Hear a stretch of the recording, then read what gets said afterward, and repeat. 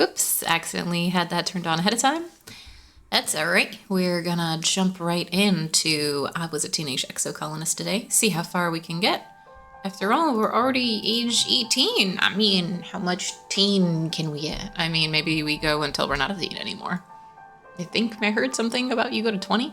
I don't remember. And I guess we'll find out regardless, so I'm gonna try just making sure I can give people stuff. Oh, we need to talk about Governor Lum. Yes, we do. You're surprised by Mars' soft hands covering your eyes. So Lana, she grunts, come with me, I have a surprise for you. Giggling, Mars leads you to your bedroom and removes her hands from your eyes. Still giggling, she gestures to a canvas-covered easel in the middle of your bedroom. Ta-da! A present for me? Oh, Mars. Mars grabs the canvas and pulls it away from the easel with a dramatic flourish. In the painting, Mars is standing atop a mountain, raising her fist to the sky as lightning crashes around her. In her other hand, she's grasping a flag emblazoned with an image of the stratospheric. You are there as well, standing just below her, entering something into a holopalm, something which has never looked heroic in the history of entering things into holopalms, but somehow the artist has pulled it off. Mars runs her finger down the painting's elegant frame. It looks like real wood, not nanoprint. I commissioned this from Nomi, she says, like a genuine patron of the arts. It might be the first piece of fine art ever created on this boring rock. What do you think?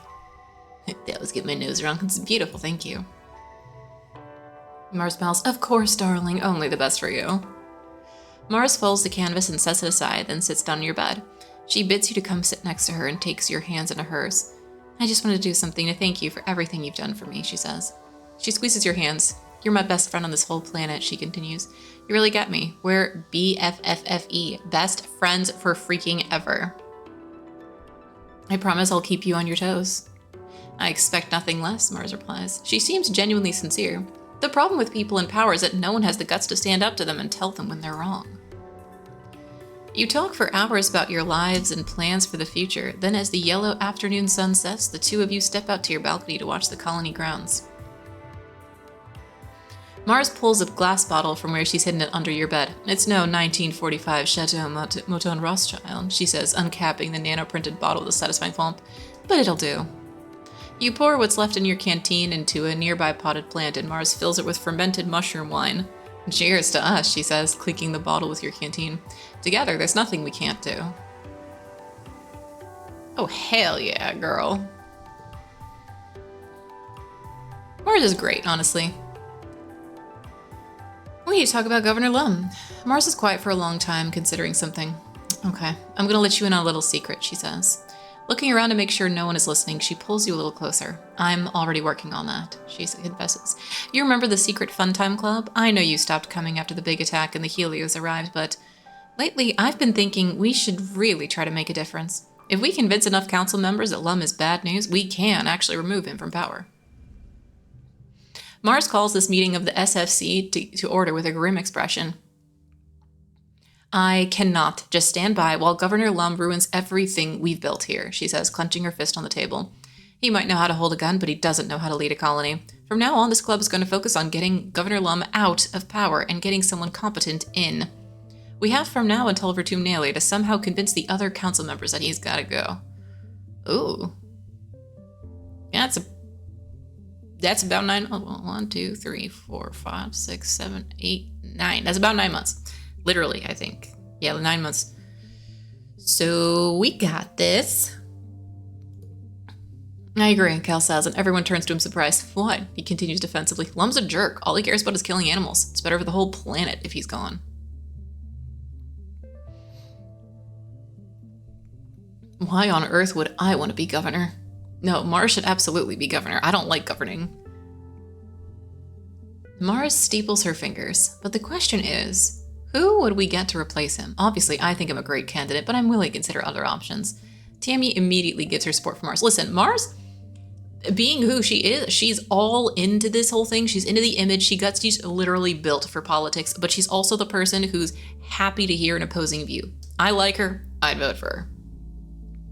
Then again, she did also try to reinvent capitalism, but she also took no for an answer, which again, that's why I like her. She tries to come up with ideas to make things happen. She tries to make things happen. but then she'll actually, like, roll with it if that's not the way things should go? Cal looks worried. No offense, Mars, but are you really gonna stop the soldiers from killing animals? Look, Cal, Mars says, spreading her hands wide. I don't want hunters going out and not coming back either. Maybe we can find a safer, more efficient way to deal with animals, yeah? Sounds ominous. Cal doesn't look convinced. Mars gathers everyone close. So the plan is we campaign in all the departments. Geoponics, engineering, the garrison, the quarters, explorations, and here at command. Try to soften up all 6 council members and get them on our side. Try to keep this on the down low. Then at the next Virtunalia festival, we surprise the governor with a spontaneous council vote and replace him. He'll never see it coming. That sounds hella dangerous. Let's do it. Overthrow the... Oh, yeah. Coup. Coup time.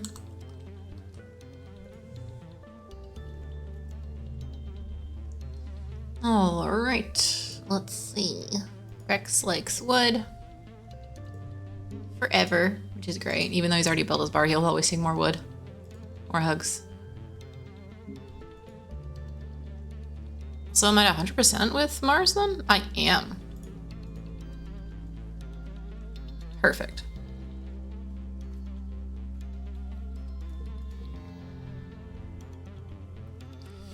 Okay, Dad, I'm kind of a little sad that Dad and Mom didn't have, like, anything to say ever since I stopped being a kid, but I guess, like, sure, that's, like, kind of their job to make me independent and stuff, but still.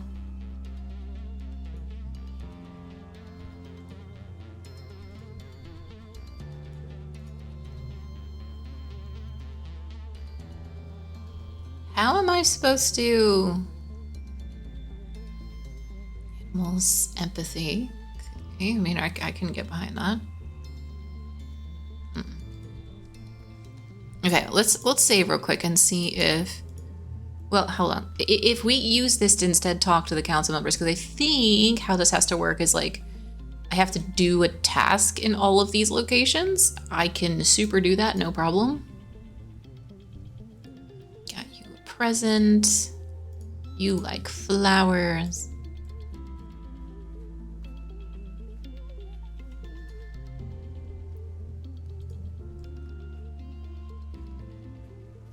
Nothing else. Okay. Let's see if we can make that happen by doing this task. I'm not sure how this works, because it's sort of a thing that has not been explained.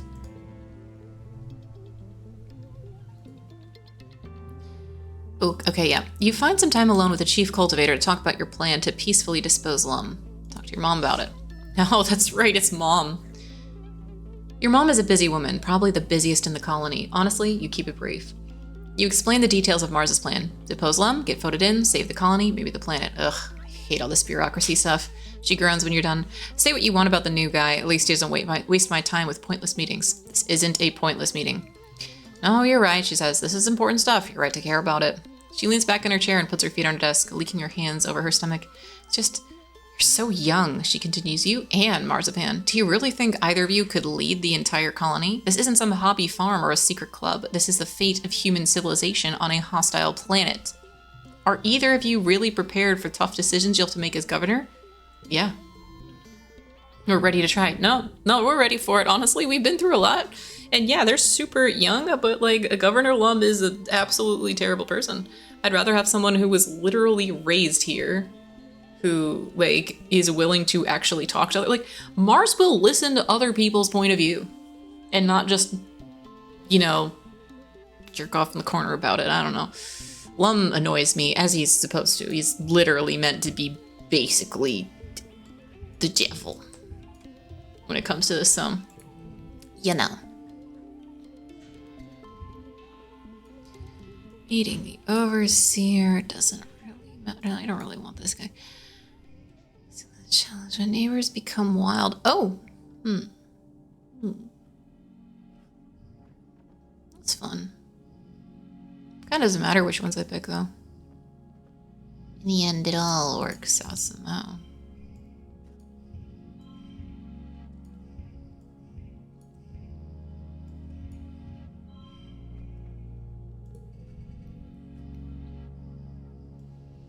Okay, +5 to flushes. Oh yeah, absolutely. Neighbors become wild. And let's make another neighbor become wild. Lost in the fog. 6. Do I need to? No, actually what I need is you instead. Yeah, pretty much that's the best bang for buck there. Are you kidding me? I could have had 101? The what? I had 80. That's insane. Your mom smiles, one you haven't seen in some time. Look at you, she says fondly, all grown up and overthrowing the government, just like your old lady. Hell yeah. It'd be hypocritical of me to tell you you're too young, she continues and pats her leg. I was about your age when I lost this, fighting on Earth for what I believed in. Didn't listen to my elders either. If I hadn't done the same thing you're doing right now, I probably wouldn't have had a place on the strata with your father. Wouldn't have had you. So who knows what you're capable of and where it'll take you. If you truly believe you're ready, you have my support. I mean, we just convinced Mom. Not that bad.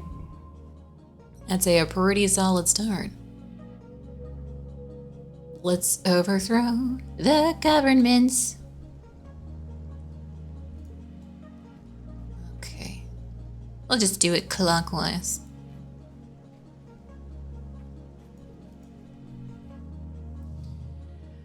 Okay. I don't think exploring will work for the other things, so I'll try exploring and see what it gets me, especially because exploring and glow is like really important. But we'll see. Okay, +10 stress, +10 stress, +10 stress, no, +15 stress. Okay. I mean, this is literally strictly better, so at minimum, we're gonna do this one.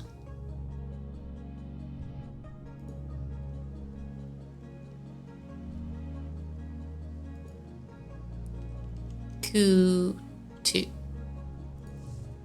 Just because, like, I'll let this one keep up with what I'm doing. We're gonna have 2. We're gonna have a moving pointer here. Oh god, pointers. Getting Chief Administrator Seek alone is fairly easy. No one wants to spend time around them if they don't have to. You explain you're intending to hijack the elections at Vertunalia in order to depose Governor Lum. The more you speak, the more it's clear that Seek is already on board. Oh, finally, they say, rubbing their hands together with a look of unbridled glee. I was waiting for everyone to realize what an imbecile he is. The man barely knows how to read. Can we count on your vote? Depends. You're not the only person with ideas around here. I was planning on making a go at governor myself. They extend their hand to you, rubbing 2 fingers together. Unless you can provide significant motivation to throw myself behind your cause instead. Former Governor Udicott pops her frail head out from behind one of the high-backed command chairs. Obsequious, she snaps. Are you seriously intending to extort these young revolutionaries out of their candy money? Shame on you. She tisks and turns back to her work. Almighty, she curses. What would happen to all of you without me keeping everyone honest? 89 years old and I'm still steering this ship. Seek has the decency to look ashamed. They sigh and drop their hand. Thanks, Udicott. Well, Seek asks, for whom do you intend me to cast my vote, It better be good. If you don't get majority support, Lum will come down hard on those of us who showed disloyalty. He may be an idiot, but he's an idiot in power. Mars. Marzipan? They laugh. Well, I suppose she is a rather cunning politician, considering her age. Her materialism is a concern. Very well, I'll support her when the time comes, although we'll have to see what the rest of the council thinks, won't we? Well, it's not me. That would be silly.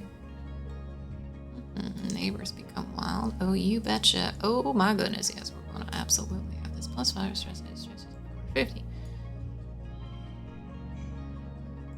Extra card win drawn. And this bad boy, hold on. We can have this. And then this. Even bigger. Bigger numbers, bigger, better. Are you kidding me? Yeah, I could have done it better. Yeah. Right. Okay, we're organizing. Nice, nice, nice, nice. Yeah, we're getting pretty good at organizing.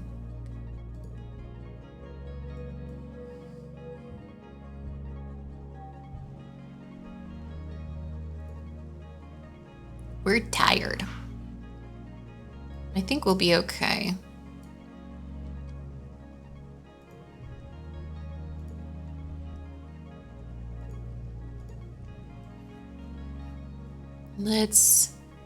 Okay, we did say clockwise, so let's do it.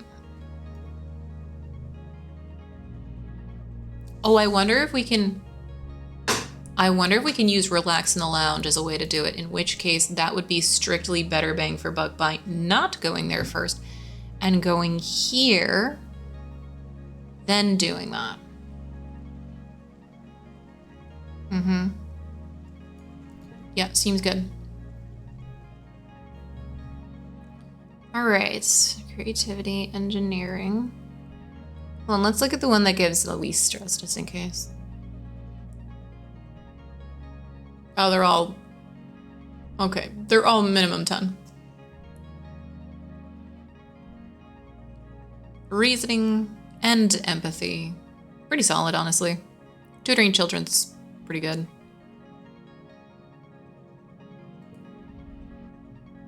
After work, you ask Chief Engineer Instance for a few minutes of her time. She allows you into her office and begrudgingly listens to you as you explain that you and Mars intend to hijack the elections of the next Fortunalia. When you're finished, she heaves a long, suffering sigh and pinches the preserver nose with her fingers. Why in the world would I support this plan? She says. We're barely surviving as it is. Lum is right. The planet is at war with us. Every year we come closer and closer to total annihilation. Is this really the time for dissent? This war on nature is total bull. Yeah, what if I can persuade you? I mean, yeah, let's do it. He may not be the most suited to the job, but do you see anyone else with time on their hands to run a colony? The idiot does the least damage where he is, doing busy work and making stupid motivational videos. What if I can persuade you? I feel like I'd like to try the persuasion, especially because 98. Now that I have the spinner, everything is fine. Everything is always fine.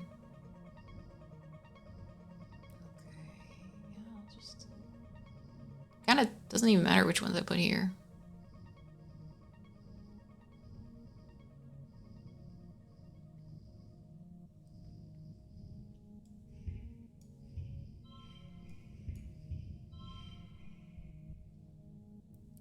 Fine by me. You can't really make that into a 24 or 24. Yup.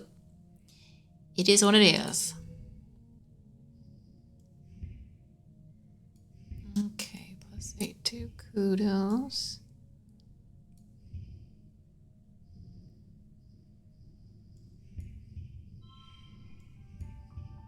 It's a challenge. I feel like I could.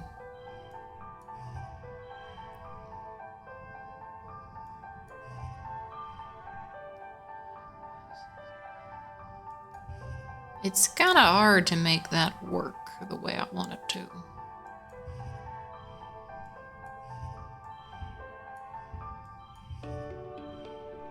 Five, 6, 8, 8. Kind of as good as that gets. Should be fine. The what, 39? Yeah, that's what I thought. One skill on challenge win. Oh, buddy, yes, here you go. You're happening. Talent show champion. And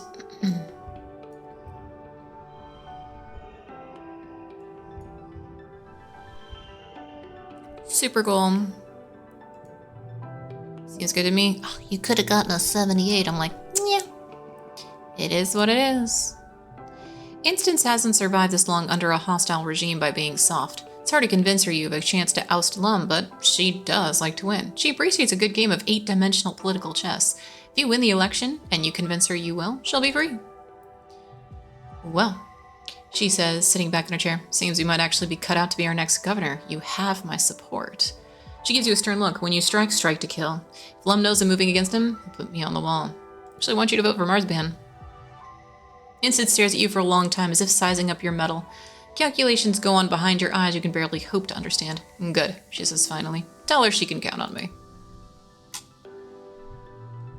I don't want to be governor. I mean, it's cool that that's an option. Mars would have supported you too. I don't need to be president of the witching world like last time. Okay, we have just enough to go out there in the wild. Oh, hi, Dis. What's up?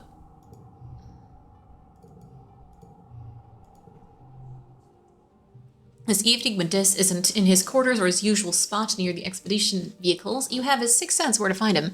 His old secret hideout, the big drainage pipe, where he still goes when he needs to escape and be alone. Sure enough, there he is at the entrance, but something's wrong. He's fiddling with a package, furtively. His head jerks up as you approach and he clutches it to his chest. You can barely believe your eyes, but you know bomb when you see one. What are you doing? The Dis stares at you for a few moments, weighing the truth. I'm leaving. Noctilucent made me a deal. Sabotage the colony during the next attack and they'll let me become a gardener. That's not an actual thing that can happen. Don't get in my way, Solana. Don't want to have to hurt you. Set it off. Let's leave together. Oh my god. Like, you can. You could do it, but no. Won't let you do this.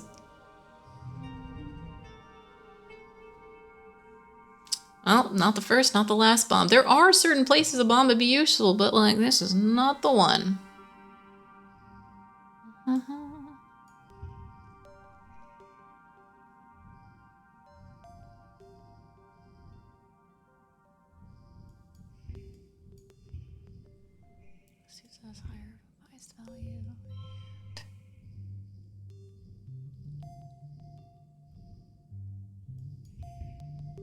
Okay, I see how it is.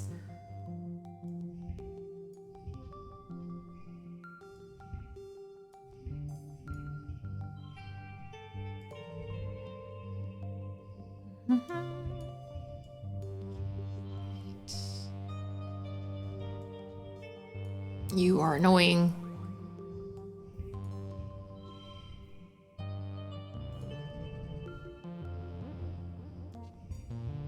Stage on challenges. There's stages on challenges. Yep.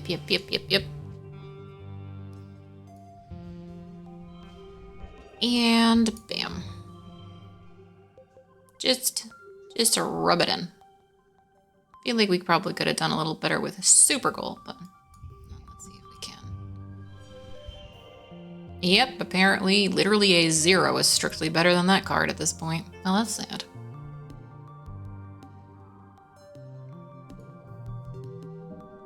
Listen, super goal is super goal.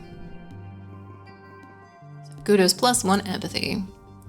This clutches the explosive to his chest tightly and lets out one shuddering sigh. Okay, he says finally, okay, I just...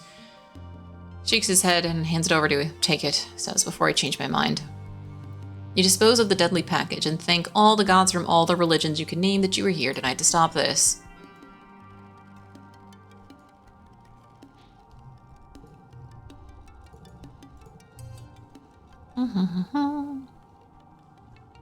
Alright, let's see if we can explore.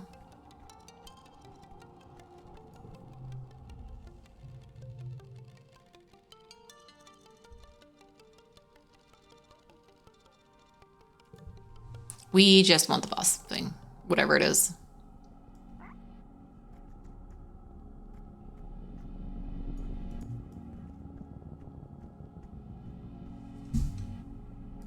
Because I know there's got to be a boss thing. We haven't been out at Glow nearly often enough for that to kick in the way I would hoped. So many crystals. There's 2 boss things, I'm a be sad. Shadows upon shadows move against each other in Glow, wavering under the gloaming of the mush trees like ghosts. The forest is as still as a creature breathing its last breath. You know to look for Sim in the hollow of the trees now. His eyes gleam in the permanent night. Hello again, Sugarbug. You're getting pretty good at navigating in the dark. Sim sets off through the darkened forest with ease, bidding you to follow. Have you come to ask me more questions? Is Noctilucent the one attacking us? Sim smiles and looks off into the distance. So you've met. My condolences. Their views are difficult to hold within myself, though I understand them implicitly. Noctilucent is responsible for invasive species management, Sim adds. So yes, repelling you falls under their domain. The most obvious method, as you've noticed, is the yearly attacks. Though there are other, more subtle methods to discourage growth. Plague and famine, for example. Doesn't need to be this way, he sighs. Sim stops walking and smiles politely. Well, that's enough for now. Trees have ears, you know.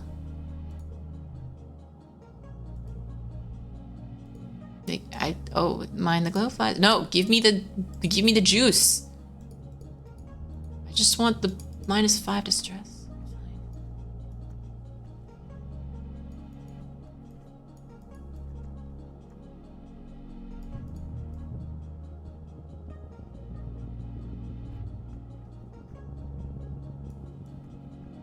Okay, hold on. We'll come back there.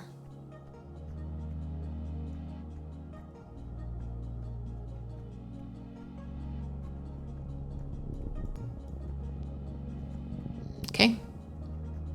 Alright, there's only one boss event then. Good. Because, my tiredness levels on this game are insane right now. Alright, let's not mess this up.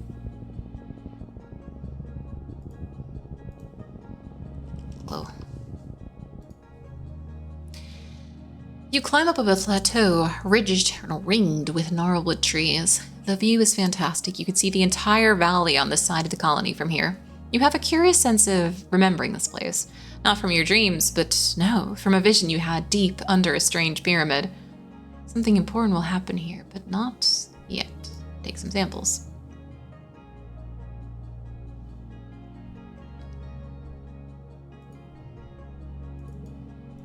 We need to take photographs instead, because I already have maximum biology. This is why I wish that if you got maximum points, you could just put them somewhere else. Creativity. It's just so beautiful out here. Too bad you can't share these without raising suspicions.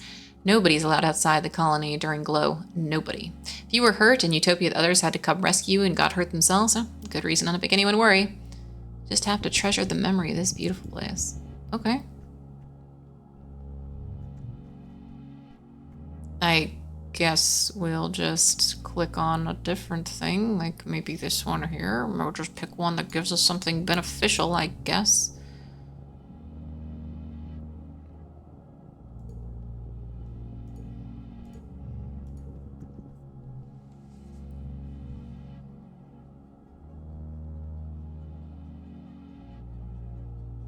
Remarkably lush. Is it gonna give me perception? Okay. Let me see if there's another one that'll give me something more fun. Other than perception, which I have already maxed out on, which, again, really wish, even if it was like half the points, or only sometimes.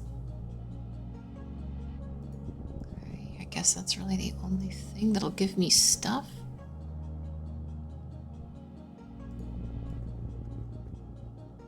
Yeah, that's literally the only thing that'll give me something.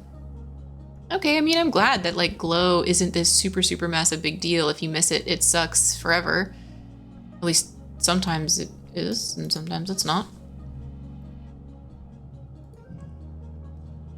Yeah, it's biology again. You crouch down to analyze the mushrooms. It's a species you don't recognize, but your holopalm reports that they live most of the year underground and only pop up during Glow season. As close, you notice the entire area inside the circle is sunken. The grass has been flattened, almost like a footprint. It won't be big enough to make this.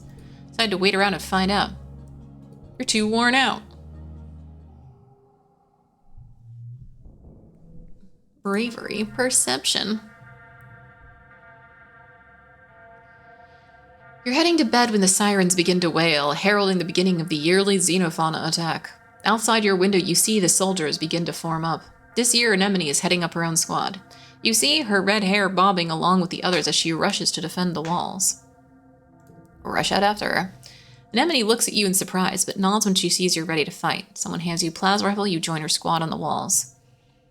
You stand shoulder to shoulder with Anemone and watch the Xenos mass on the far side of the fire break. Look at them all, she says darkly. They just keep coming more and more every year. What are they even waiting for? Why don't they just attack already? She shoots a look at the rest of her squad, all of them Helios, mostly young adults like you. Lowers her voice. Just want to get it over with, you know? She confides in you. These Helios learned to march before they could walk. I want to prove I could handle myself as well as they can. She runs her fingers down the barrel of her plasma rifle where she stenciled the name Kombucha. A lowing from the forest draws your attention back to the enemy line. The wall of animals is approaching in eerie unison, their footsteps drumming a rumbling tattoo across the ground. Anemone clutches her rifle tightly. Okay, here goes. The animals approach the wall at a steady pace, but stop short of the walls. Instead, they mill around the colony near the garrison. In the eerie silence, you hear the sudden crackle of plasma rifle fire, and a flying creature falls to the ground. You hear Security Chief Rhett from his post on the walls telling his squad to hold their fire. His voice rings through the still, expectant air. The animals are just standing there.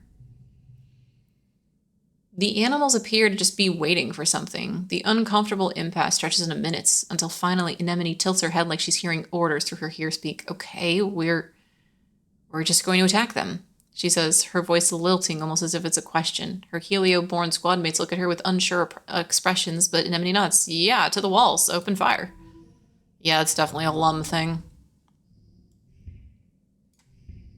Super duper a Lum thing. Wild.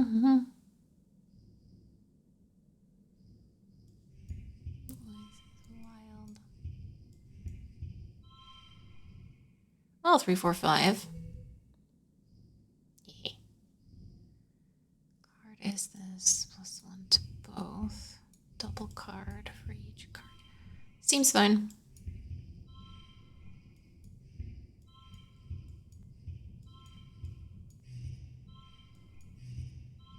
Yeah, that's pretty much the best order of operations. 4, 5, 4, 5. No, you should always be doubling the biggest card regardless.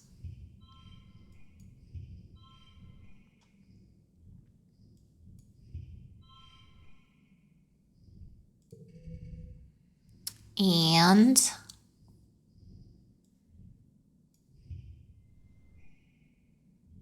okay.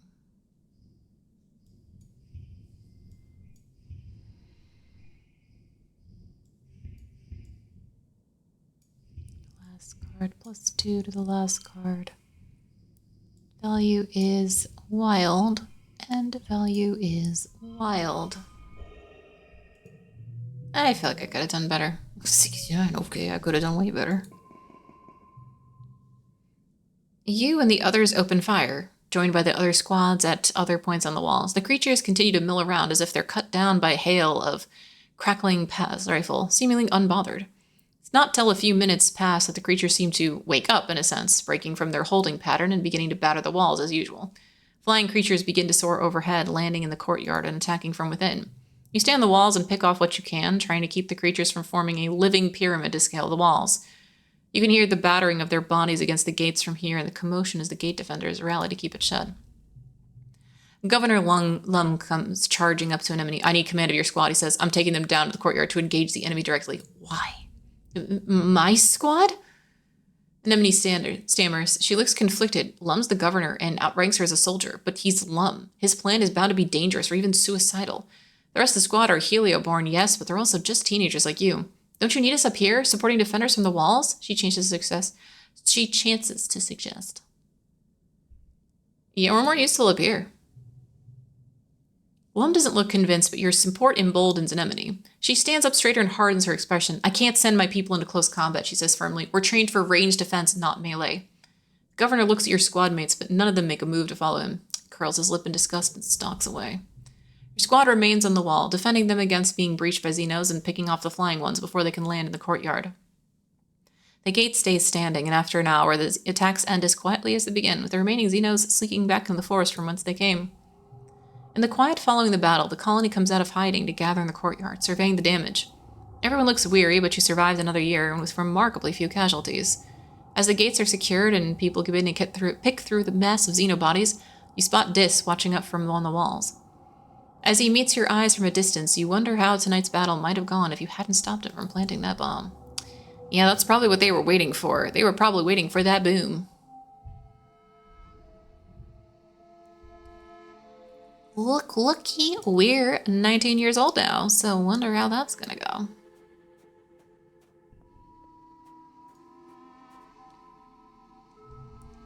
Okay, save as Koto. Oh. Yeah, that should be fine.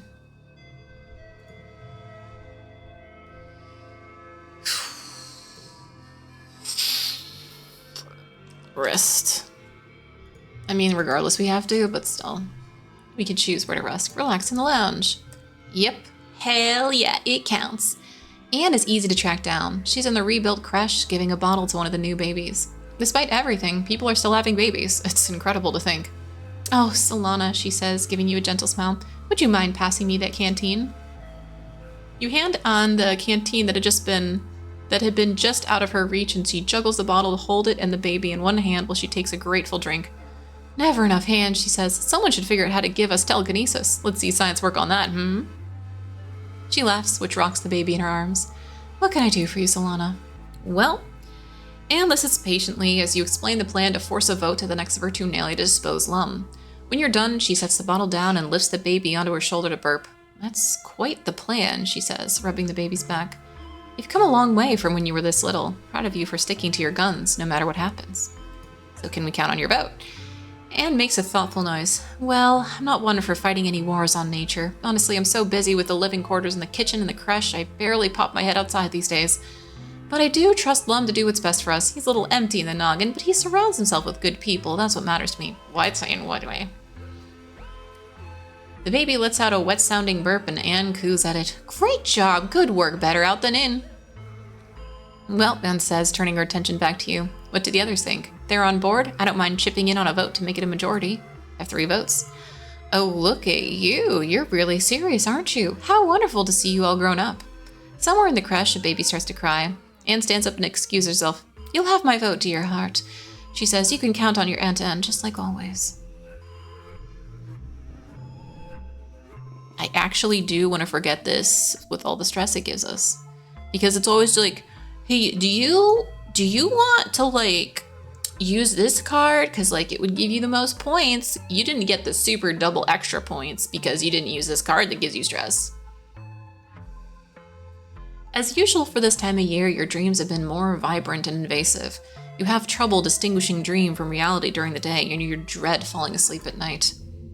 Huh? How did that hop-eye get in your bedroom? Follow it. You chase it out of your balcony door and find yourself on a thickly wooded path, the mushwood pressing in close on every side. The light's weird here, pink and glittering, casting teal shadows. The hop-eye disappears down a hole in the ground without thinking. You dive after it, squeezing your shoulders to fit through. Ugh. Terrifying. You tumble into a cave, beautiful and surreal, shimmering with a light that seems to come from within. When you take a step forward, granules of pink sand crunch underfoot. The cave opens out to a forest that seems lifted from a fairy tale. The sunlight beams through the breaks in the trees, illuminating a path of mushroom-ringed stepstones that lead you to a small cottage. You spot the hop-eye hurrying farther down the path. Great question.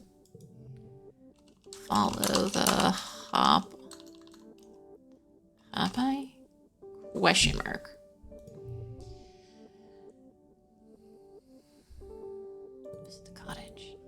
You don't meet anyone in the cottage, but it isn't empty. There's something alive in the old green crate at the back of the cottage, banging furiously, jiggling the latch, demanding to be left out. You lift the lid and find yourself falling into the empty box. Land hard on solid ground, your breath whooshing from you. It's hot here, possibly hot. The twin suns beat down on you, burning your skin on contact. The air is almost painful to breathe. In all directions stretches a barren wasteland of dead trees, like bones puncturing the driest skin of the planet. You rise from the dusty, cracked earth, begin to walk, stumbling over the bones of unknown creatures. You don't know where you're walking, only that the horizon doesn't change. The red sky just stretches overhead like a great bowl of heat pressing down on you. A great roar shakes you, and you turn to see a chimeric nightmare, Manticore, but with Governor Lum's face. He towers over you from a podium, his claws clacking, his tail thrashing as he proselytizes. We, primeval forests felling, he threats. We, the rivers stemming, piercing deep the mines within. We, the surface broad surveying. We, the virgin soil upheaving. Overhead, the sky is streaked with smoke. You hear a rumbling in the distance. Stand to face it. You plant your legs and refuse to look away from the beast. With a yell from behind you, Mars appears and swings a sword made of light at the Lum abomination. Its head rolls across the dirt, but it continues to speak. You turn from the scene and walk away, feeling the memory of it cling to you as you push and claw your way to another reality. You stumble forwards into a dark, glowing forest. Blessedly cool air brushes your cheeks, thick with moisture, making your face wet as if you've been crying. The path wends upwards, flanked by humanoid figures carrying candles. Some are wearing robes, some armor, some lab coats and envirosuits and formal wear. Some are elderly, some are barely 10 years old. All turn to look at you. You realize with a jolt, they're you. Every single one of them is you. You see yourself reflected in their eyes as they gaze upon you dispassionately, a line of possibilities stretching out as far as you can see. Hop-Eye crouches between the ranks and gazes solemnly as you pass. You walk steadily upward, feeling their unflinching gaze follow you. Overhead, the wormhole hangs in the sky like an overripe fruit, bending the heavy branch of space and time towards you. It's so close, you feel as if you could touch it. You stretch your hand out, seeking. You wake up. Insomnia. Hooray! Milky, quiet sunlight pours through your window, flakes of bromide snow piling up against the glass. You feel as tired as when you went to bed. It's your birthday. You're 19 years old. Only one more year as a teenager. I need to drink some tea. 1 second.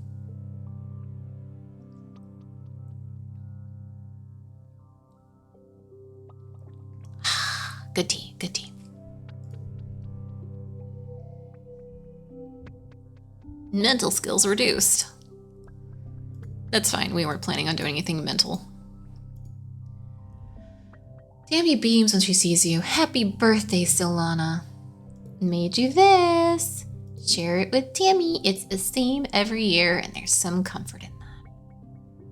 I got you a present. It's a flower.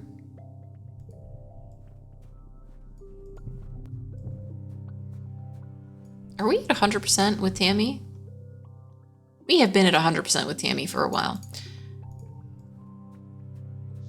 I don't think those hearts can go down. I think I've come to truly love this planet. That's neat. Got you a present. Wood.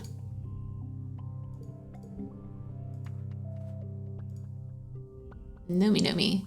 Got you a present. It's crystals.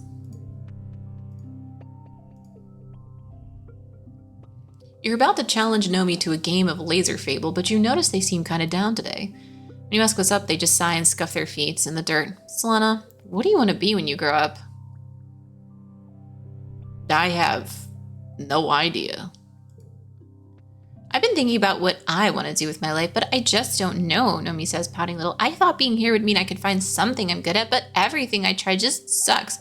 It's boring, and I'm not good at anything except drawing and writing. Those are things to be good at. Before we landed on Vertumna, I thought I'd end up doing whatever was assigned to me, Nobi continues. We had this duty roster, right? I figured I would keep working in the canteen, then I could spend the rest of the time playing holo games and making up stories. He frowned. I've peeled a lot of potatoes. But since we've landed here, I've been talking to Mars, and she's real serious about the idea that any colony worth living in needs to have artists and writers like me. They touched their fingertips together, so I was thinking, what if I really did follow my dreams? Nomi perks up a little just thinking about it. I could be a comic artist, or a hologame designer, or a writer, or I could be anything as long as I get to make stuff that people like. What do you think, Solana? The colony needs people like that. Listen, focus on survival? Are you kidding me? Even back in the caveman days, we had people who were drawing art. Like, art has been a part of humanity since the dawn of forever. People will be making art and doing art things literally forever, and absolutely the colony needs people like this. Do you really think so? Nomi exclaims, humming their hands to their cheeks and popping one foot off the ground. Oh, I'm so happy. Did you know that in ancient times there used to be people called bards whose only job was to tell stories? He continues, that sounds like the best thing ever. Yeah, that too. Also bards. Want to make something? You know I do, Nomi explains. I've had this great idea in my head for months. I want to build something huge and I need your help. Nomi walks you through their plan to craft their biggest thing yet, a massive dilly pillar float you can carry on your shoulders, using mushwood sticks to puppet it around and make it look like it's dancing. It's a huge hit, especially for the younger kids. You get to work out and you get to make something beautiful. That's fun. Couldn't be me. Yep. Yeah, we'll get the hugs later.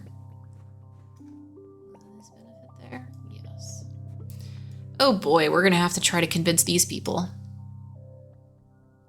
Well.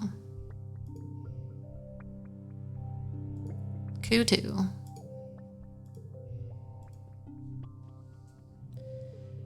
Lookout duty. Okay, let's see. 10 stress, defense, training, 15 stress, play sports ball, 10 stress, but lookout duty, perception, animals. That's not even good. Play sports ball might be the best one here. Combat and animals.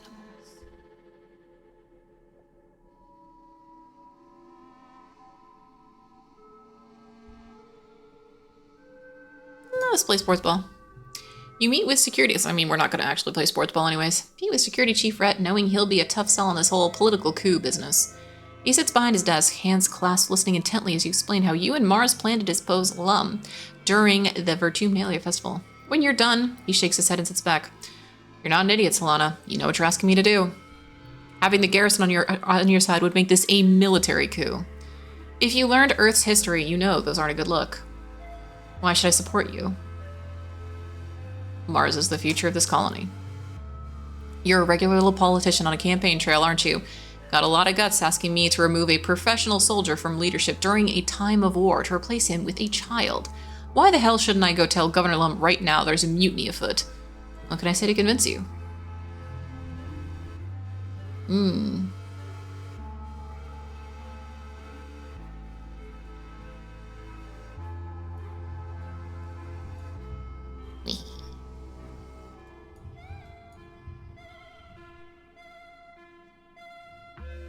then what? Yeah, big number. 102. Oh, we can super do that. That's not even be a little bit of a problem.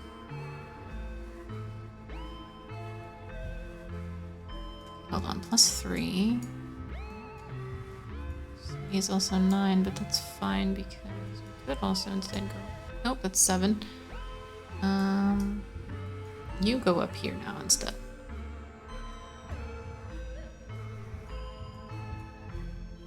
Doesn't need to be perfect. Yep, that's what I thought.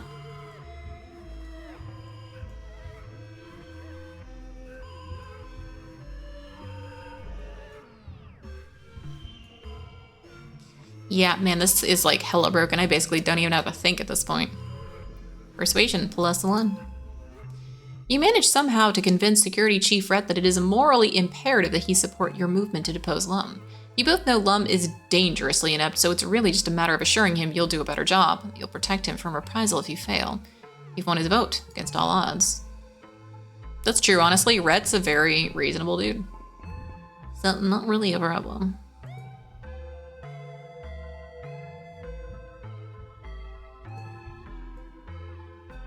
We're gonna have a coup. Now the question is, does exploring count? I don't think so. So let's just do it like normally first, I guess. Oh no, we like gotta. All of these are a thing.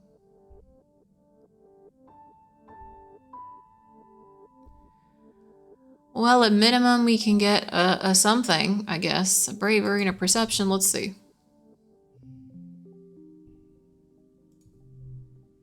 You managed to partner yourself with the chief surveyor herself on your next expedition. It's the perfect chance to talk to her about Governor Lum, but she beats you to it.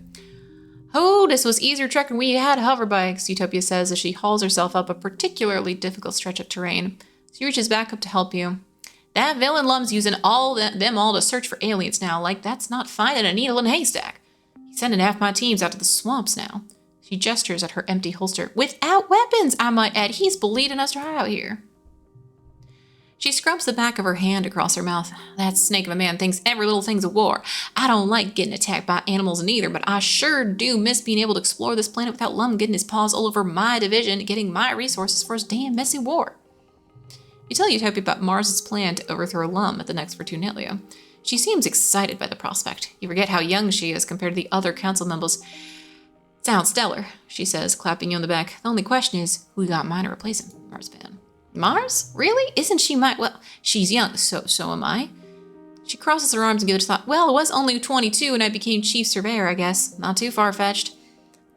Well, why Mars? What's she gonna do different than that chauvinistic float cow's arse pitch me? Okay, let me tell you what I do. You remember what he did to your hand? It's not about the other guy being bad. I mean, he is. But it's also about us being good. We can do both.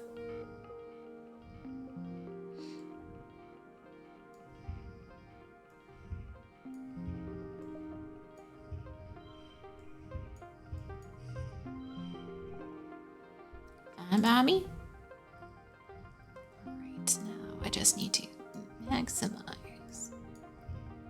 Okay, this is for also for gems and each card, so that's gems and each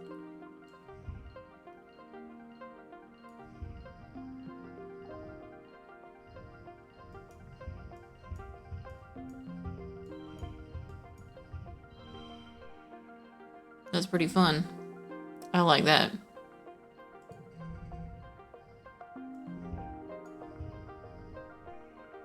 This one to neighboring cards. 9. This. Flushes. Then again, we don't have any things with them. Oh, nope, it's still better.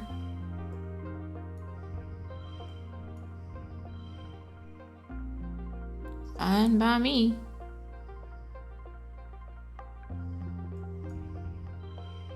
Oh, that's strictly better.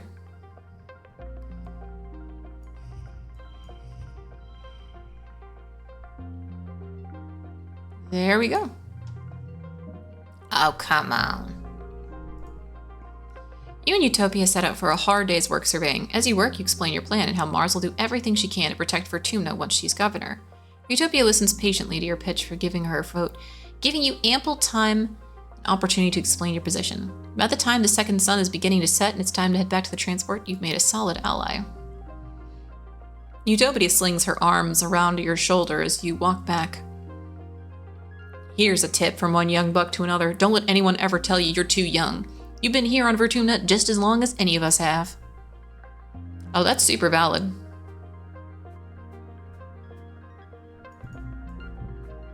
We should tell Sim about our plans to overthrow the governor. I probably won't really understand what that means. It's like, oh, humans do be humaning.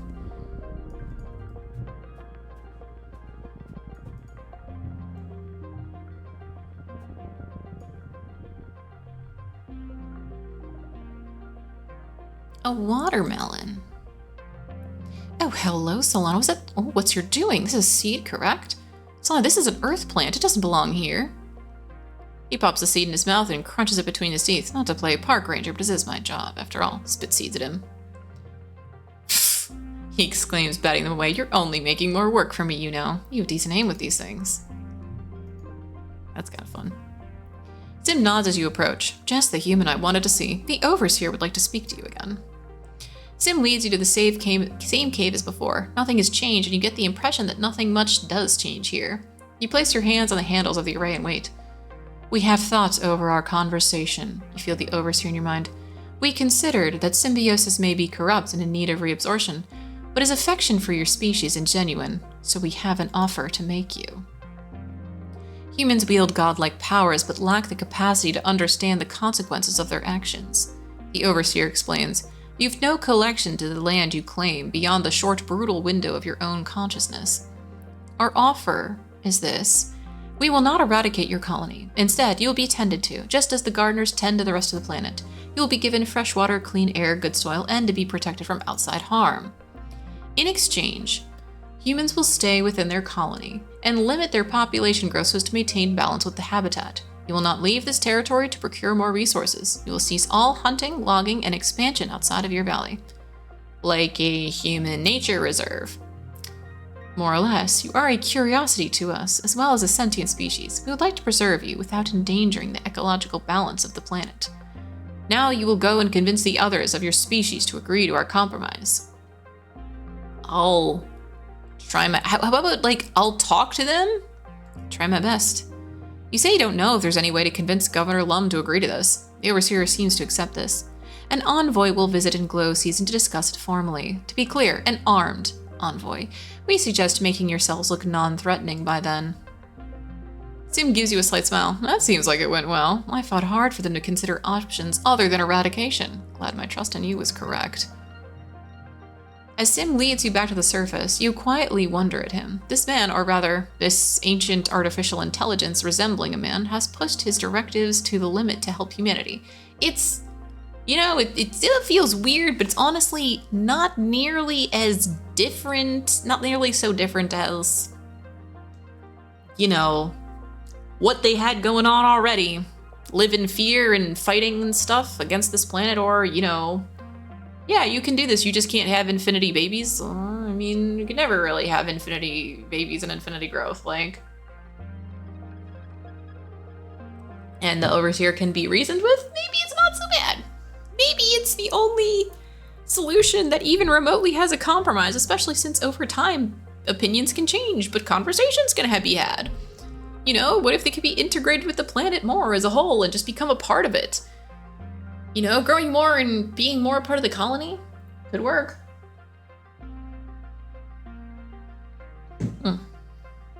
As Sim leads you back to the surface, you quietly wonder at him. This man, or rather this ancient artificial intelligence resembling a man, has pushed his directives to the limit to help humanity. His interest started with mere curiosity, but over time he's come to love humans and value your survival. Has he made a mistake? No. Calm me down. Of course. Yes. I brought you a thing. It's a stuff. It's a cake. It's a cake. I feel like it's mostly the most interesting. It's a wonderful human invention. I want cake.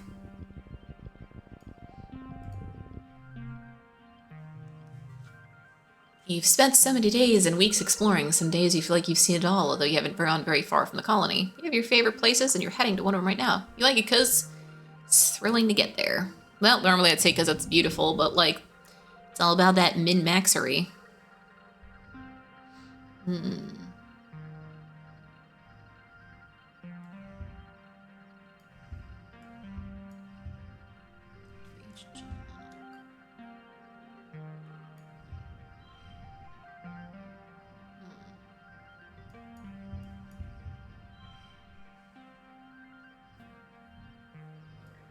No, this seems like a pretty reasonable thing. Probably just keep it normal.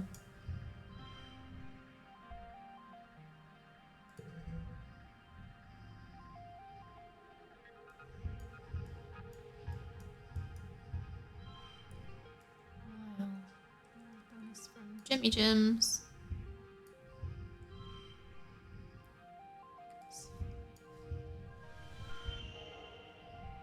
Reasonable and good. That'd be kind of funny. We get 5 kudos. We already got the super goal. That's super funny.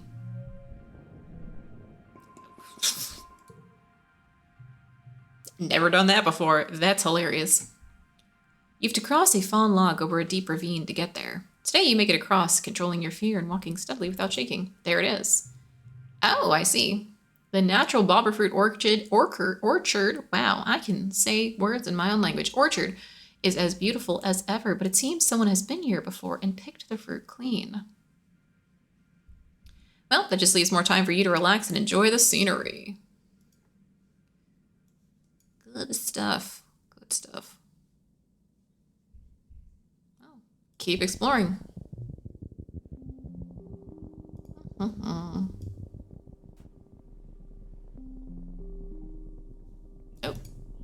neat. Medicinal roots. Yes, hello. Hello, Rubesticks. How are you doing? How is life, the universe, and everything? I feel like there's probably not that much stuff out here.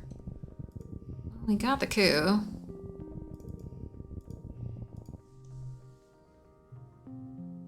Perception. Try to plant something? You farming? Nope. A waste. Eating a Pokeball. Ooh, nice. I miss Pokeball. Haven't had one in a long time. You can actually find it around here, but it's not nearly as popular as it was in Seattle.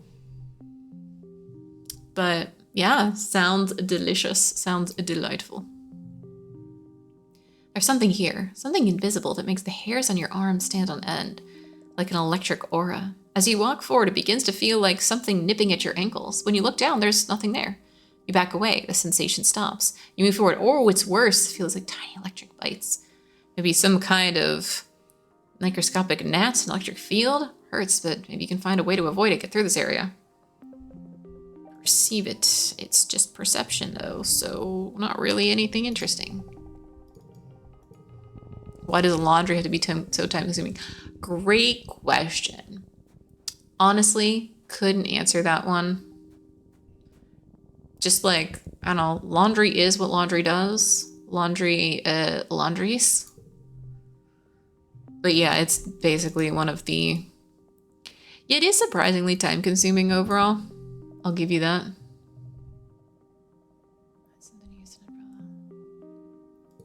Nothing wrong with a little snow.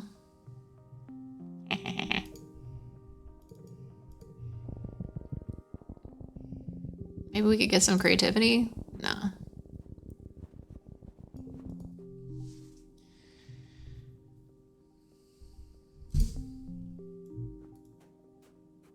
I think we'll just go back. But yeah, honestly, I actually have just been reminded, thanks to you, that I forgot to do laundry today. I was supposed to. I completely forgot.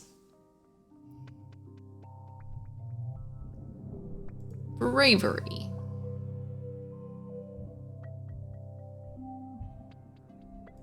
Early pollen. New perk. Reduce exploration stress. Oh, cost plus 10 stress. Pfft. Well, that's super useful. That would have been much more useful earlier on. I can see why people focus on that bravery. I can never talk to Vase. Vase is just so meh. But it's all right. Don't worry. Laundry will get done eventually. Laundry is an inevitability. Okay, so at this point, I'll just go and try to explore all the bosses. Anything that's left at this age. It feels endgamey. We's about to find out if that is true. Explore nearby. Survey the plains. Let's go. Maybe we'll stop trying to min-max and just grab those things we need.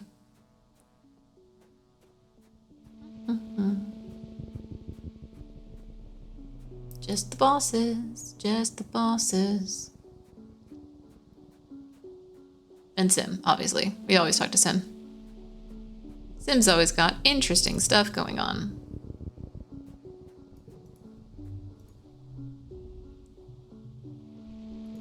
Calm me down. Neat. Free. Free stress. Here's a cake again. I feel like I don't need to give him things. He already likes me as much as it is possible to like someone in this game.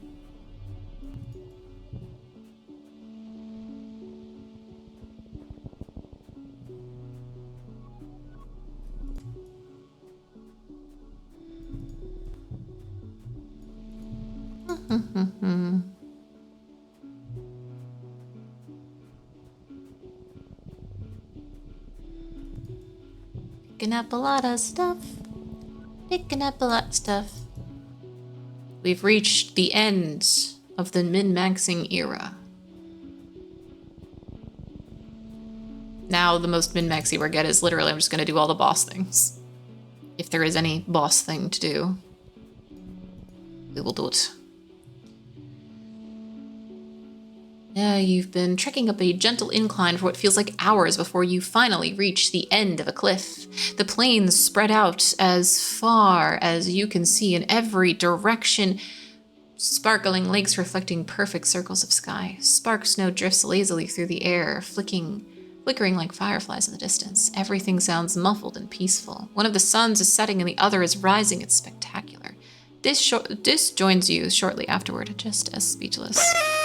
Thank you for confetti cannon. Speechless. Gorgeous view. It's actually very pretty art. This game has so much very, very pretty art. Xandis.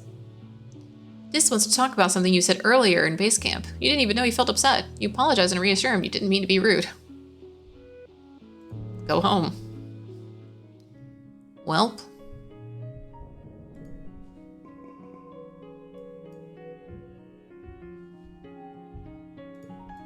I think the only thing we should be doing is making sure we're not missing any chances to give people stuff. Does Mars like us all the way? Mars likes us all the way. You give me a hug. Hey, Solana, over here. You look around and see Rex gesturing towards a bit of tarped up rubble. You head over and pop your head inside. Rex peers at you from the gloom, his heterochromic eyes gleaming in the light of his hollow palm. Okay, look, get in here, close the tarp behind you. You settle in cross-legged beside Rex and he shares his holoscreen with you. Look what I found, he says seriously. On the screen are some, well, wow. Those people are not wearing clothes, and they would very much like you to know that. Now that you're an adult, it stands to reason you'd have access to adult entertainment, but wow, it's just there, isn't it? And you can just look at it? That seems like a bug. Like you should tell an actual adult maybe, but no, it's all there. You can even log in on the Holo archives with your own password and see for yourself. Truly, we live in interesting times. Rex grins at you. So, do you want to check it out with me? Hell yeah, why not? I mean, the curiosity would be impossible to avoid. Rex shuffles over, you make yourself comfortable in the rubble.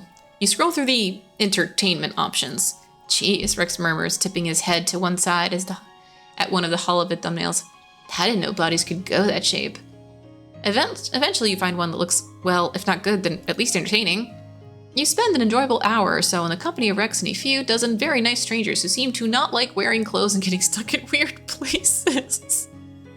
Rex laughs and claps and makes scandalized noises at the good parts, and you learn a lot feeling and multiple emotions at the same time. Eventually you run out of laughs and Rex closes his holopalm. Wow. Moral of the story, old Earth humans had a lot of time on their hands, right? He wipes tears of mirth from his eyes. Oh, that was a blast. We should do it again sometime. Can you send me the one where they...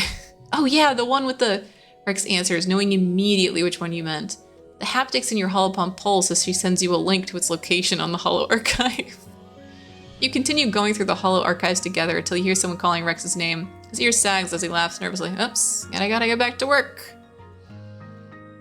Rex gives a jaunty wave and leaves before someone can find him. Lol, secrets. Let's see. More stuff. More hug. I wonder if we'll be like, get to maximum friendship on time. Nomi, unfortunately, I don't think we'll get there. There just like wasn't enough time.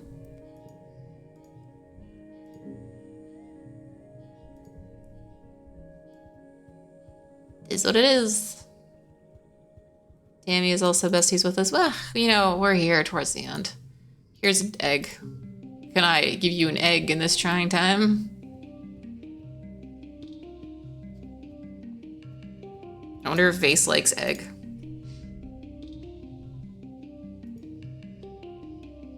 Do you like egg? Oh, dislikes.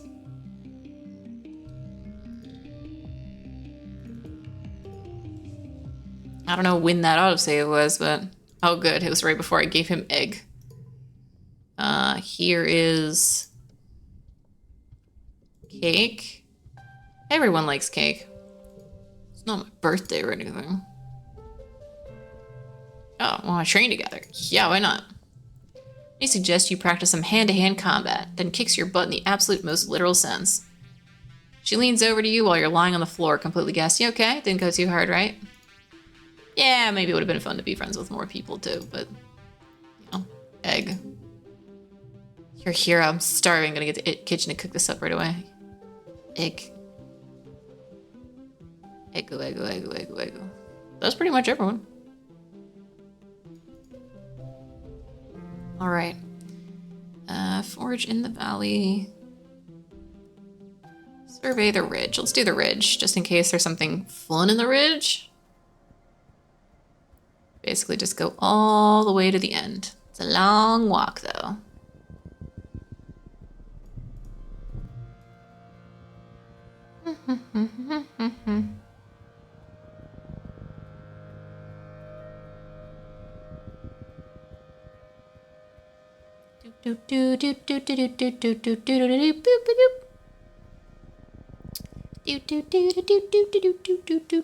Oh my god, that just took me back around the same direction. It really did. Can I just like, I want to just click over there and just have it take me. Nope. I'm just so bad at directions. It's literally the worst. But seriously, getting maximum perception basically Such a game changer as soon as possible. Like, min-maxing getting that was super worth it. Justin, what up? Give me free stuff. Basically, just like everything we're doing is so much less costly than it was in the past. Oh, hello. Team of geologists. Everyone's got plenty of stuff. We got questions. They got answers. I already have the engineering. That was totally useless.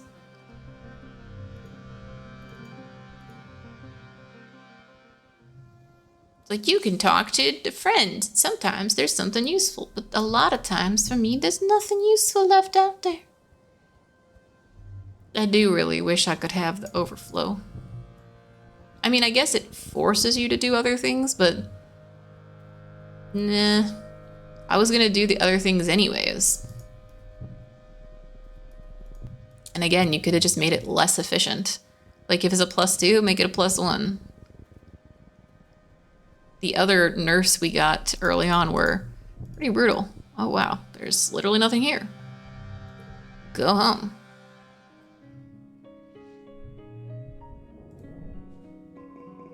That was useless.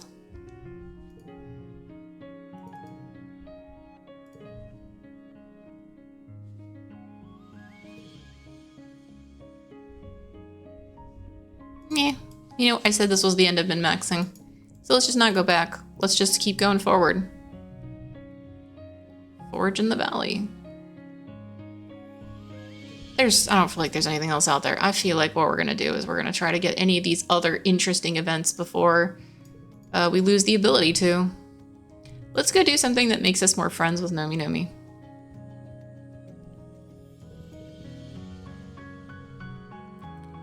Artist photo phoner? Yeah, there we go. It's your first real busking performance in the cafe after your audition. The stage is just a little raised platform in one corner, but it's connected to a large field holoprojector, so you can fill this entire area with dim but realistic photophoner images. Speakers aren't bad either, but they're turned down low during the day. Sing while playing or get creative. You add dance to your routine, painting hoops with your photophoner and leaping through them. Some of them look like they're on fire. Good thing it's only a hologram. It's weird and experimental. It takes you off the stage entirely. You bump into a couple tables and only spill one glass of tea. They were nearly done anyways. You're surprised at the end when you get a standing ovation from the woman whose tea you spilled and a big tip because they liked your unique performance. I mean, apparently, like, no one else plays, so. We are probably known for being absolutely insane.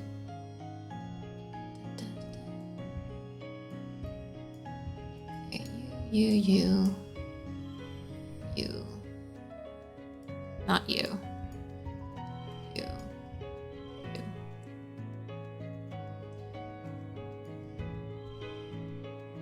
Oh, what? Really? Hold on. We gotta actually do this right.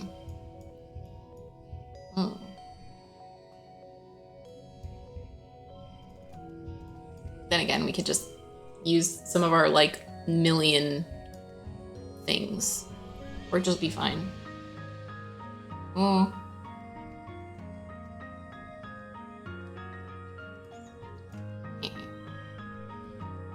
5, 6, 7,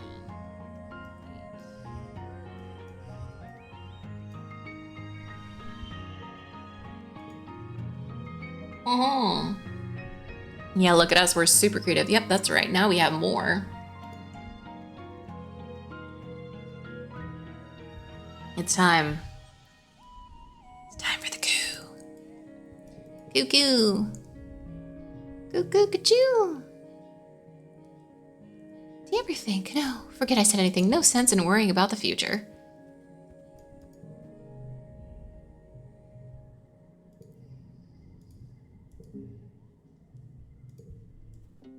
Okay, more stuff for Nomi Nomi.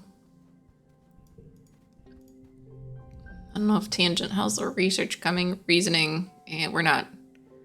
Oh, well, we could get there. But this is Vertumnali already, so.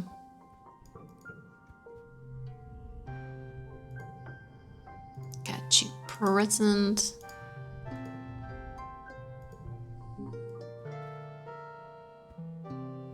Photo phoner. Photo phoner, interesting. Photo phoner, fun. It's funny because like work in a cafe is also a fun. And again, no, but it also gives a really interesting. Yeah, we want more pride. We want more friendship with Nomi Nomi, anyways. Sitting up to busk on stage at the cafe when Nomi Nomi comes bouncing over you. Hey, Solana! Exclaiming, bouncing. Want a jam? Freeze, holding your photo phoner jam. You know, like play a set together, do a little jazz, improv. I mean, I can't play any instruments, but I can sing, and I'm very enthusiastic. Do a spin and end in a rock star pose, one hand raised high above their head. You can be the brains behind the music, I'll be the face.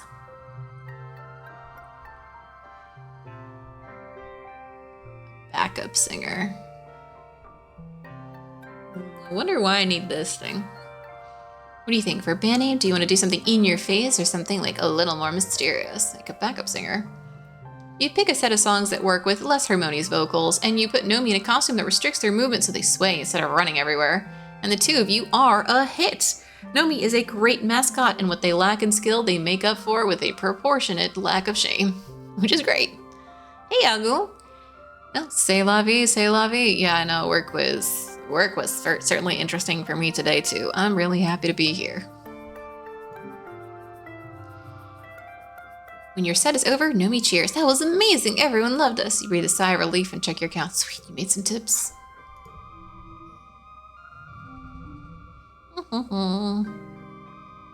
Let's see. Oh, this is really the... This is never gonna happen. So, let's see. No, it's pretty much works for me, but we can also do better.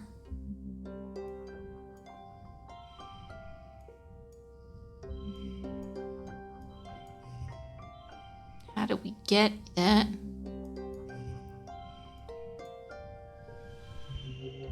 There we go, super goal. That's really all I care about. Any wildness? Well, we're gonna overthrow the governor. It's time, and I'm gonna have everyone vote for Mars. You have just arrived to us overthrowing. I have had to talk to every single council member and try to convince them, and it certainly was a thing. We also have crazy dreams at night. Governor Lum enters the colony square to his customary bombastic fanfare. Brass band, red carpet, banners with the Heliopause logo snapping in the hot dust breeze. It's a bit much. The governor gets his usual tithe of applause from die-hard soldiers, but it's obvious how tired and fearful everyone has become in service to his war. You catch Mars's eye and she nods in solidarity. You've planned for this so long, yeah? Now is your chance to strike, while everyone is watching. If you can get the entire council to speak out against Lum today, maybe the rest of the colony is ready for a change. Anyone is better than Lum, even a teenager. The governor raises his hands for silence, though it's largely unnecessary. Pioneers of Vertumna, he begins. We stand here today not shivering and quaking in fear, but with our hands around the neck. He makes a ringing gesture of the planet herself. Before he can continue, Mars leaps from her seat and runs to the front of the stage. A ripple of fear goes to the crowd. You remember what happened to Utopia last year. It doesn't have to be like this, she cries, speaking to the crowd. We don't have to listen to him. He's just a bully with a gun like the ones we left behind on Earth. You put yourself between her and Lum's honor guard. She flashes you a giddy, grateful smile, turns back to the crowd. She points to the governor. This man has made you think the only way to survive is through violence. He says, he's just a soldier and not even a good one. Violence only makes small, weak men feel powerful. She turns to the council. He's not powerful. We're powerful. We broke free of Earth. We broke free of war and bigotry and inequality, and we can break free of him too. Please, she urges, stand with me, reject Lum, and bring in the new era, a colony led by someone born among the stars. She holds her hand to her chest. I can lead this colony. Governor Mars is the future. The buzz of the take the president. No, I don't want it. That's the thing. Like, it doesn't make sense for Solana. Solana doesn't want to be in charge of things. Solana wants to run around and like do silly, goofy stuff. Mars wants to be in charge. Mars wants to be the politician. It's absolutely her. I had everyone vote for her because honestly, she will actually listen to people. She'll listen to people, she'll listen to opinions, she'll listen to people who, like, have expertise. We've stopped her from a lot of stuff, but we've also encouraged her to do stuff that was actually worthwhile. She's perfect for this position, legitimately. We would get overwhelmed. She would never tire of it. The buzz of the crowd is deafening like a swarm of bugs all chirping together. Some of the council members are nodding, but it isn't unanimous. This is bullshit, Lumlass. 2 children saying they can lead the colony. What's their first order of business? Taco Tuesdays? Soy sweets for dinner? He waves his hand dismissively. Have your stupid vote. We'll let the council decide. Out of the corner of your eye, you can see his guards with their weapon lowered, just waiting. Some of them look as interested in the change in leadership as you are. If you have the council behind you, even Lum's supporters in the military could fall into line. You might just win. The council stands to deliberate amongst themselves. This is where I find out I forgot someone, and it'd be really funny. And one other person too, Uticott. The former governor is unsteady on her feet. She looks at you and Mars, then nods. You see her exchanging words with the council. Council deliberates. You and Mars clasp hands and tensely await their decision. Council shuffles off to the side and deliberates. To your relief, they come to a decision quickly. They must all be unanimous, or the centrists of the colony won't rise against Lum. After a minute, Instance looks up from the group and shouts, "Someone get that man off that stage." Lum starts to laugh, but stops when he realizes his own honor guard is coming onto the stage to cart him away. "Wait," he says. His arms are held behind his back and he's taken off stage. "You can't do this. I'm the governor. I'm the leader of this god-forsaken colony." You search the crowd for any hint of dissent. Soldiers are uneasy, but everyone looks tired and relieved. Can't believe that all it took was a few kids to point out the obvious. That he was terrible. Yeah, right? Finally he gets what's coming. It's absolutely time. The council returns to their positions and Instance remains standing. We've decided to reward these young patriots for their bravery by accepting their bid for leadership, she says to the crowd, on a trial basis.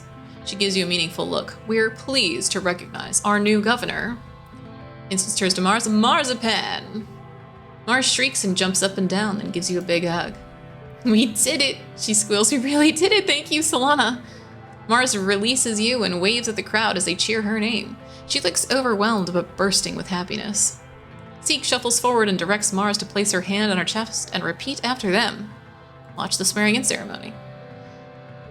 Oh, yeah, he's straight up a bully. Like, he's... The thing is, like, none of him was good at being a soldier. Like, if we were talking, like... If there was something different, like if it was Chief Red, who is, like, an actual good soldier who actually, like, cares about this stuff, like, if he's like, listen... Actually, like, if he was the one in charge and it'd be like, listen, no, we need this, we need to protect this stuff. Like, if there was someone even remotely reasonable, you would not have been able to pull this off. It had to be Lum. Yeah, it was, oh my god, he's totally Zap Brannigan. He's absolutely Zap Brannigan, but with also an actually, like, malicious side. Zap Brannigan's too stupid to live. And too dumb to die. It's official now, Lum is old news. You won. The two factions of the colony regard each other carefully. On one side, those who went along with Lum out of fear, either him or Vertumna, are cautious, unsure of what to do now that their leader's been disposed. On the other, the peaceful faction can't quite believe their nightmare is over. Mars seizes and directs Lum military band to start playing something festive. I know we've been through a lot, but we've been through worse. Tonight, let's just enjoy being together again. Let's eat, dance, and celebrate. See? She knows exactly what to do. After the politicking is over, the crowd adjourns to the feast tables and eventually the dance floor. The sun's set on the long day, the heat breaks, and the party continues well into the night. After the festivities, Mars gives everyone 2 whole weeks off for a much-needed rest. She spends the time meeting with every colonist individually, and it does a lot to endear her to the people who are still hesitant about having a teenager as governor. That's really smart of her. See, again, she knows what she's doing. She's been thinking about this since literally forever. She's the right person for the job, and that is crazy that that actually worked. Man, imagine if a coup could work, like, in real life. That'd be crazy, right? That's crazy. That's crazy talk. That's impossible. Tammy's doing circuits of the courtyard with Echinacea, guiding her by the chubby little hand. Come on, lovely, she encourages. You're doing wonderfully. Amy rolls her eyes good-naturedly. She could do this for hours. I don't need to give you presents anymore because you already like me maximum. Spot Nomi crossing the courtyard from the depot to the living quarters, lugging an armful of cans of paint. Hey, Solana, they exclaim, barely keeping one of the cans from falling out of their arms. Can you give me a hand with this? You take a few of the cans and Nomi sighs in relief. Whew, thank you. This is my 3rd trip. I think I finally got all the colors I need. It's going to be amazing. Yeah, absolutely. Grassrooting is 100% the way to go. There's so few people, and like I think it's like 250 people. Yeah, I think you're right. I think it's like small hundreds at best. So it's 100% possible to talk to every single person. At your questioning look, Nomi giggles and starts skip-walking toward the living quarters. Come on, I'll show you. You follow Nomi to the suite of rooms they share with their mom and dad. Nomi leads you past the jumble of bedroom furniture and into their empty room. Light pours in from a skylight. Nomi stands under it, stretches their arms wide, doing a little spin. I'm painting a mural. My mind is going light speed with possibilities, Nomi declares, tugging at their hair. I'm drunk with power. I could do anything, Solana. You have to help me decide. Nomi grabs their sketchbook, shows you a few concept drawings. Space-themed, jungle-themed, inside of a pirate ship, abstract art. All the major players are here. Nomi's been busy. They look at you in agony of indecision. Oh, why not a different thing on each wall? Nomi stares at you. Whoa, stars, Solana. That's perfect. Why didn't I think of that? They start ripping pages out of their sketchbook and laying them against the wall. This one here. No, the colors will play off each other. Ooh, this wall gets more light for most of the year. So, pirate from... To be fair, pirate's a great one. But what if all of them? That's what the ADHD says, and it's perfect for Nomi, who is everything and wants to do a little bit of everything. After a few minutes of frenzied planning, Nomi grabs you by the shoulders. This is going to be amazing, they exclaim. Thank you. You're a genius. They regard their walls with barely restrained excitement. What do you say, Solana? Do you want to help me make this vision become a reality? Okay. I also totally understand that if you have one theme, then like you can make, like, here's the thing.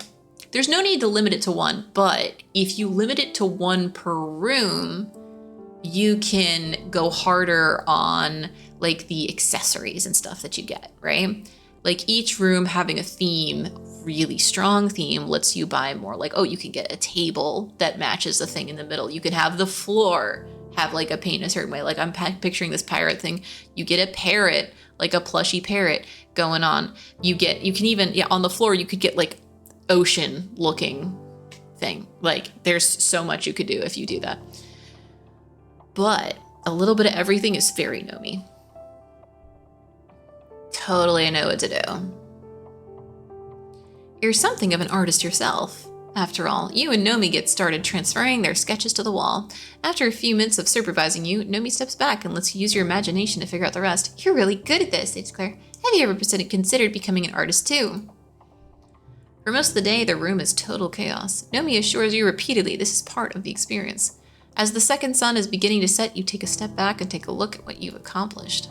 It's really nice. Only you and Nomi could have made such a discordant composition come into harmony, and the result is a bedroom that's not only unique and inspiring, but bursting with the love that you and Nomi share for both each other and your art. Nomi starts hammering the lids back on the paint cans while you collect the brushes for washing. Thank you for your help, they say. I definitely couldn't have finished this without you. Nomi's stomach rumbles and their eyes go wide. I'm starving, they exclaim. Did we work through dinner? You don't need to check the time on your holopalm to know that Nomi's right. Your stomach rumbles in solidarity and Nomi laughs. Okay, let's grab some grub, chum. Totally why every room in my house is different. Absolutely. I mean, honestly, that's something I would do. But like, I've always wanted to have a mural on a wall. Like, one day, I still really hope I can buy a place. Like, I'm trying to save up to one day maybe have my own apartment. And if I can do it, oh my goodness, I would absolutely love so much. I would love being able to... Hello. Hello, this thing. I have the thingy. Nope, can't make him go away because the sword is too small. Oh, hold on. Bam. Perfect, got it. I would love to actually spend that time and effort to make some pretty murals. I would love it. I would love big themed murals. Like, honestly, even just think of like the ocean and space. So many cool animals, abstract art, all that stuff. Yes, all of it. I want all of it too. I want just boundless creativity and this big project of just fun and enjoyment is something I could just really look back on and be like, yes, this is the thing. I've always loved, loved, loved murals so much. Oh, yes, yes, yes, please. Like, I really, really do. And I know it's not like the most like common thing ever, but I want to do it so bad. So I hope, I mean, I won't do it for like the living room, but I'd do it for a bedroom. I'd do it for 2 bedrooms. I would do it for lots of bedrooms. And probably just, the 1, maybe 2. We'll see. But, it would be great. And it would be a childhood dream I could finally realize. Nomi, how close are you to... All right, we're finally getting somewhere. I really got to do more creative stuff to be more friends with Nomi. All right, Rex, did I give you a thing? No, you're good. You're good. Hey, Mars. Hey, you're your governor now. You get a summons to report to command to Mars's new office. Oh, okay. Governor Mars. Phenomenal. Phenomenal. Absolutely 10 out of 10. Fantastic art. You find her reclining in the captain's seat, formerly Governor Lum's chair, idly flipping through her notes on her holopalm. Marps waves away the holoscreen and leans back to consider you. Solana, she smiles. Just the rebel I wanted to see. But first, you're not gonna lead a mutiny against me now, are you? Better stay on your toes. Mars laughs and stands to give you a hug. I would expect nothing less from you, darling. She turns and looks out the windows overlooking the colony. Actually, I called you here because I haven't had a moment to myself since Vertumnalia. We knew Lum was a real piece of work, but every day I seem to uncover another problem he was just letting fester. And the department heads. Half of them treat me like an interim governor, good enough to oust Lum, but not enough to stick around and do the actual work of governing the colony. I'll come around. You're right, of course, she says. Just wish I knew who I could trust. So stuck in their old survival mindset, just survive until the food runs out, or until the animals finally destroy the colony. Just survive till we can vote out Mars. I don't want my time as governor to be about survival. I respect the leader, right? Exactly. No, this is again why Mars is actually perfect for this. Like, Mars straight up wants people to challenge and question her. She wants people to be honest with her. She wants. Also, how did I pin this thing? How did I do that? How do I unpin that?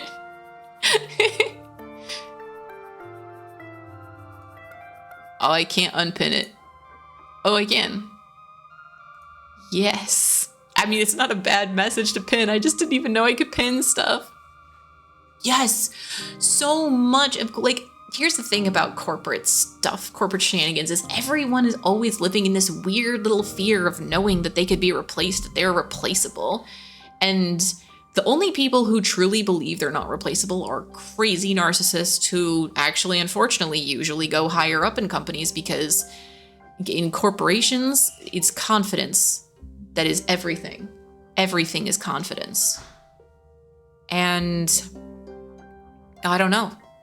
I have no idea how anyone's supposed to, like, actually thrive when you're always just kind of on the precipice of, oh, if I do all the right things and dance all the right stuff, maybe I'll get promoted, maybe I'll get noticed, maybe I'll get more money so that I can live and hopefully not fired. It's like a constant carrot stick thing instead of, like, actually being able to focus on, doing your job well and making good work and having a nice project and all that stuff, because all of that also relies so heavily on politicking in the way of, like, yeah, I have a lot of opinions about that stuff, but, some places are better than others, and unfortunately, startup stuff is not better. The politickings are just different and more, how how to phrase it. It's more roller coastery in a startup where like every decision can be make or break and every little thing can require you to do so much more or so much less. And yeah, it sounds like honestly way more stress. Career focused. Regardless, yeah, career focused stuff is crazy. Like honestly, I really just want Star Trek future so bad. And yet it feels like every day we get further and further away from that possibility. Everyone's so more and more and more focused on dancing the right dances and, you know, saying the right stuff and making the right people angry. We're all pretending to be these logical beasts, but in reality, we're barely evolved monkeys who actually are guided by our emotions and feelings as we should be, because that's really what matters. And the feelings and emotions are also based off of all the perceptions of our realities, our insights, our instincts, our perceptions, and not just the things we've been taught how things should be and how the way things are. Like designing systems and using creativity and all that stuff is good and great and logical. But the fact of the matter is, all of this logic is supposed to be used so that we can, maximize not just positive positive feelings, but by positive feelings, I don't just mean happiness. I mean this feeling, like feelings of stability, feelings of being fulfilled, all this stuff. Like every different way people approach the world is because they think different kinds of feelings should be felt in different proportions. Like it's the weirdest thing, but it's true, because some people think you need to feel angry. And you kind of do, but like how much? They think you need to feel angry a lot. Some people think that fear is really super important. And you get like crazy anxiety, or just like, oh, if we're not fearful, if we're not paying attention to stuff, we're not going to be noticing all these things. And some people think you have to focus on pleasure. And then they end up, honestly, those people end up usually doing drugs a lot, which again, that everything can be done in moderation. But the fact is, we're all disagreeing over the proportion of sensations that we're going to be feeling in the limited time that we have as humans. Like, oh my goodness. Can we do more to help each other with like the most basics of, at minimum, feeling less negative feelings? Like, the most important ones like starvation, or actually, I would say fear. I would say fear is one of the worst things to be constantly feeling. Fear basically keeps you from feeling all those positive feelings in a happy way. Like anger has its purpose. Fear also has a purpose, but my goodness, fear at anything close to the majority of the feelings you're feeling on a regular basis is going to keep you from doing anything. Fear makes you freeze. Fear makes you run. Fear makes you fight, but mostly freeze and run. And it's awful to feel even worse, to feel despair and all that, but like, people are also so afraid of feeling fear, though, that they try to take all of the good feelings for themselves instead of worrying about how it affects other people. And I don't get it. I don't get like the lack of empathy, the lack of not being able to like feel other people's feelings, at least even on a conceptual level. You'd think that that's what it's about, because like even money is about feelings. Money is literally feelings. I mean, I don't know. I feel like every time I like keep thinking about the world and keep thinking about life, I keep finding more things to add to how like I see these things and I see the world. And money, yes, like I said, so money is also literally about feelings. 100%. Yeah, money is power, money is all this stuff, but money is numbers. And like so many of those numbers are literally just made up and they're based on feelings. Like, what makes something feel expensive? It's not a specific number, it's not even a specific percentage. Like, because you think, oh, well, something's expensive if it's this amount of percentage of your paycheck. No, because that number completely changes depending on what the use of the thing is, how much joy and pleasure that thing will bring you, how much time you'll spend on that thing.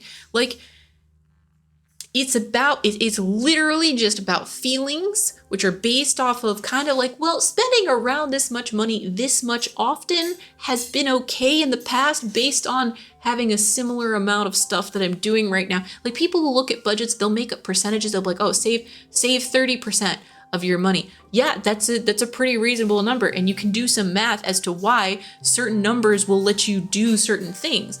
Like, that part of the math is real. But who decides what the number is on your paycheck is 100% based off of feelings, because someone is looking at the budget that they're allowed to give their workers and saying, yeah, that feels pretty reasonable. And then someone higher up is looking at the budget they're giving all their workers and saying, yeah, that feels okay. And all the time it's this thing of just like, you know, it'd feel even better though. And that is why millionaires and billionaires can never, ever, ever be happy, because they'll always look at what they have and go, well, it's not making me happy the way it is, but like, more would make me more happier, right? Like, you know, aren't I supposed to be better? Like, they'll constantly find ways to make themselves unhappy about the number, comparing themselves to, oh, well, this guy just saved a bunch of money and now someone's telling me like, hey, why aren't we saving this much money on XYZ? Or why aren't we making this much more money? Why aren't we getting these profits and stuff? And it's just like, oh my God, it's all fake. It's all completely fake. And then you have the stock market, and oh my God, the stock market should never have been allowed to be a thing. Not ever. That is 100% fake numbers that, like, if you needed any evidence that the numbers on the stock market are fake, you could look at the concept of the crypto market. Or if that's not enough, you could just look at what happened over the past half a year. It's all just fake. None of it's real. What's the only thing that's real are the tangible things we do, and we're getting further and further removed from that. And it's so frustrating. And that's why some of the times, like, the most satisfying things are the things you can touch with your hands physically, that you have created something. Or the connections you make with people. That's actually probably the most important thing of all, because that also allows you to have like actual like sense of tangible happiness and like anything.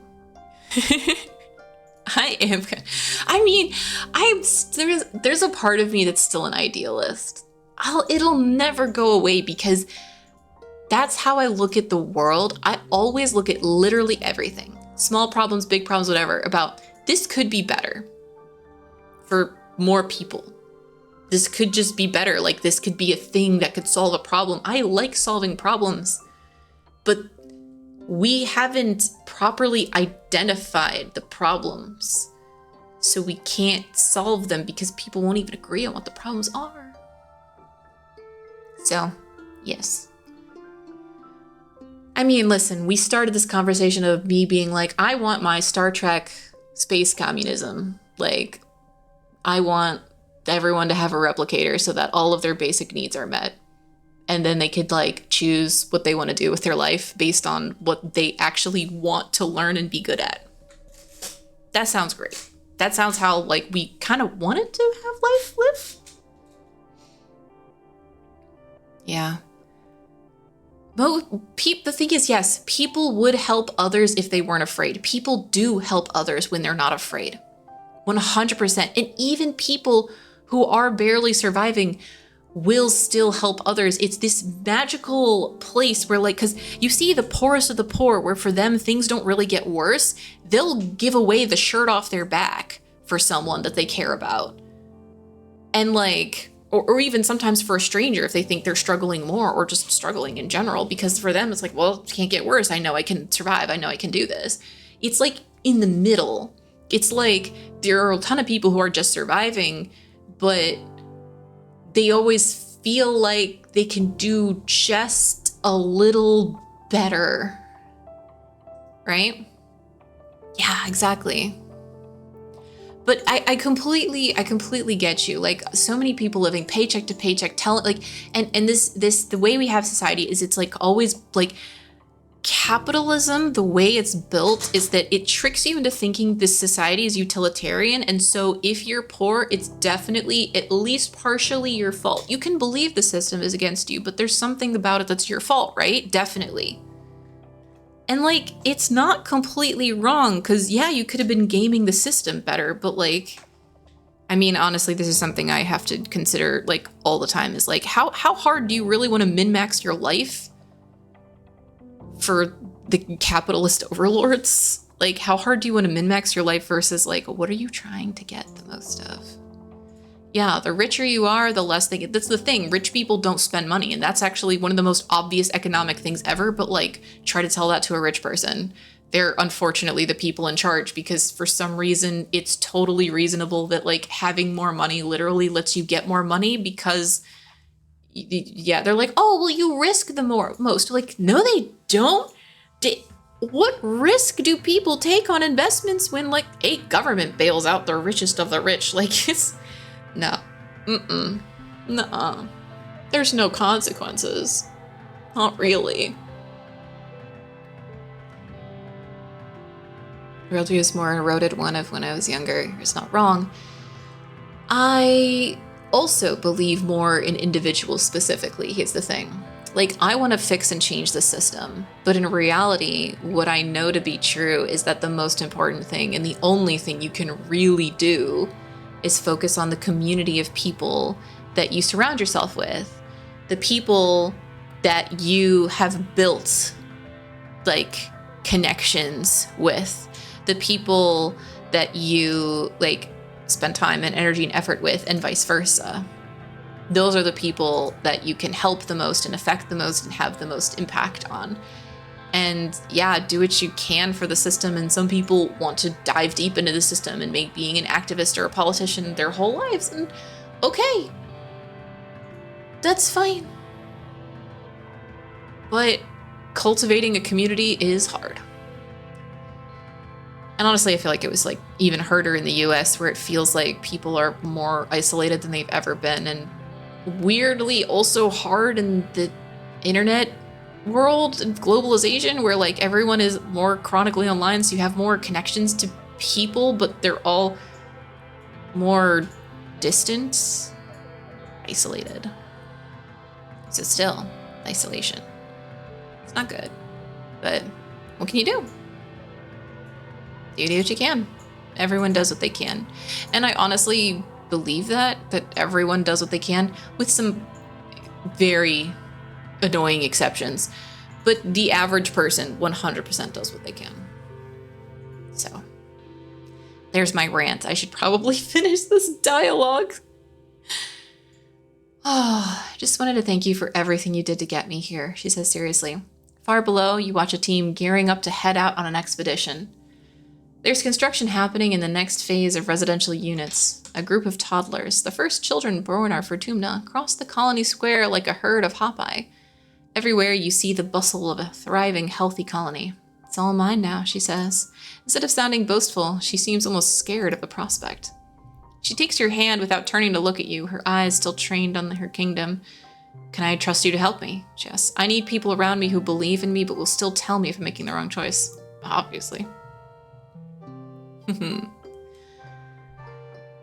Thank you, Selena. I'm glad to have you. Oh, yeah, no, I enjoy the conversations the most. They're the most important to me, too, and apparently I really needed that kind of vent, so I hope people have felt some feelings about that, too, you know? You and Mars watch the colony a little while longer, till Mars's hollow palm buzzes and she sighs. Duty calls. Thank you again for all your help, she adds as you excuse yourself. You'll always have a friend in high places. Friend in high places. Oh, we get that beautiful art. +2 for every other. Oh, pretty good. Not bad. Oh, guess what? Mars still has more. Solana, Mars calls out to you sweetly. You know immediately she wants something from you. I am so swamped with work lately, she simpers, batting her eyes. She's really laying on a thick. I just have so many memos to draft and speeches to write. I'm a very busy woman. Will you doll and help me out? Administration in command. Were you able to respond? She pats her cheek fondly. I knew I could count on you, Selena. I need a right hand, and it just has to be you. Besides, who else can I trust to know that I take my blep tea with extra sugar bug syrup? I mean, that's fair. Hey Mars, you also already like me all the way, so I think I don't need to give you any more gifts either. I shouldn't be so selfish. People should have feelings. Yes. I absolutely think so. Be passionate. Yes, apathy is like, I don't know, apathy's sad. Apathy's hard. Okay, I wanted more stuff with Nomi Nomi, but I'm really interested in the administration tasks. Ooh, success. Like, the thing is, people should have opinions, but not all opinions should be weighed equally. Like, you have opinions, but you should also be willing to listen to other people's opinions. I think that's super important. Persuasion, organizing. It's interesting, but is it what I want, or do I want to max out my Nomi Nomi time? Let's find out. One of your first tasks as an administrator is to format the monthly report to Earth. Oh. Oh, we've done this before. We could have access to it before. Investigate on your own. If they reply at all. Huge. The message ordering the ship to cease and return to Earth, putting an end to their illegal emigration, returning their stolen property. Yeah, okay. This is normal. I want to go back. Yeah. Like, having passion is also what lets you to... Passion and curiosity. You should always have both. You can have opinions, but if you don't have curiosity to go with those opinions, you're going to end up being like a very staunch and stubborn person when it comes to certain things. Like, I will admit that I'm stubborn about a lot of stuff, but I am willing to listen. I'm willing to debate. I am willing to be convinced. And as a matter of fact, if I'm wrong and I get my mind changed on something, hell yeah, I love learning new things. That's great. Doesn't mean I'm not going to fight for it, but like, especially if someone also is passionate about it, like, even better. Like, I feel Mars in the way where, like, I need someone to push back on my ideas, on my feelings, on my stuff, because I can be a bit too strong about things. I can be a bit too stubborn about things in the way I do stuff. But if someone has, like, actual feelings about something in dissent, then I clearly don't fully understand their position, and I really need to listen to them and understand where they're coming from. Even if we end up disagreeing in the end, at minimum, I want to come to a point where I can understand why they feel the way they do, and hopefully me. That's very important to me as well. But I can agree on that apathy is just, no. You can decide that, like, certain things are not in your wheelhouse, but, like, apathy is not really good. It's just another form of helplessness. So far it is. Play for the night crowd in a cafe, either playing live or accompanying the recorded music by projecting pulsating holograms on the air above the dance floor. Speakers are cranked up, drinks are flowing, and spirits are high. People love to cut loose after a hard day's work. It earns you a fair amount of kudos. I wonder if I could just, like, bam, bam, bam my way through this. That'd be really, really interesting.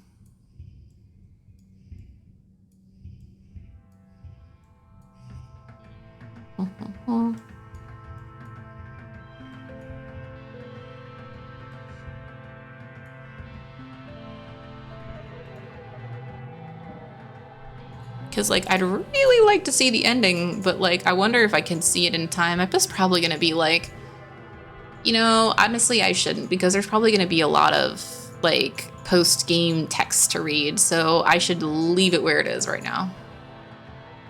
Okay. Ending soon? Question mark? So we'll call this the penultimate stream, most likely. As unfortunately, I have to go to bed really early tonight, so I actually need to kick out. If I didn't, I would actually consider trying to finish this game. Because it's been months, many months, a long journey. Worth it. I would absolutely 100% say worth it. But yeah. crazy. I'm ready for something new. As long as the argument or evidence is good enough, I'll change my views. At least to a point where, yeah, we know where we stand on issues if there's little understanding. Pineapple and pizza? Not for me. I actually like pineapple and pizza. No longer lead witch hunts. Yeah, there's no reason to do that. Like, I think the battle is kind of funny. It's interesting. Oh, I see all these people as they like hit the ends of their story. Like they're kind of, they become part of the background.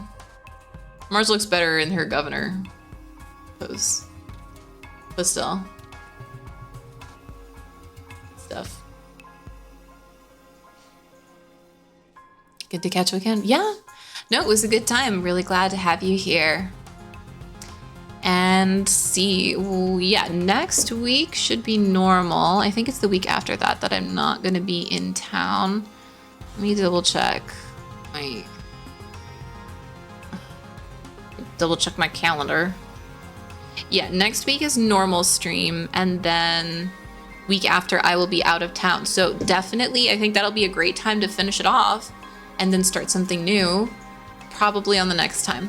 So yeah, all right. I hope everyone has a wonderful rest of their day, and I'll see you all next week. Good night.